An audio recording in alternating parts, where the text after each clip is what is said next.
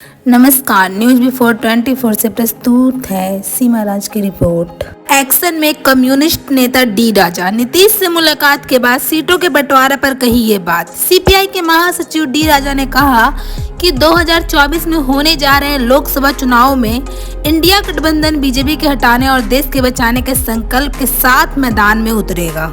भारतीय communist party के महासचिव डी राजा ने मंगलवार को दोहराया कि इंडिया अलायंस का सबसे बड़ा उद्देश्य देश को बचाने के लिए मिलकर लड़ना और बीजेपी को हराना है। राजा ने कहा, अगर हमें देश को बचाना है तो बीजेपी को हराना होगा। इसीलिए इंडिया का साझा संकल्प है कि देश बचाओ बीजेपी हटाओ। इंडिया और उसके सभी घटकों का एक ही संकल्प है, देश को बचाने के लिए सामूहिक रूप से लड़े और बीजेपी को हटाएं।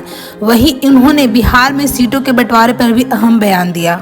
विपक्षी नेताओं को निशाना बनाया जा रहा है। राजा ने आगे कहा, इंडिया गठबंधन को भरोसा है कि आगामी लोकसभा चुनाव में केंद्र की बीजेपी सरकार सत्ता से बाहर हो जाएगी।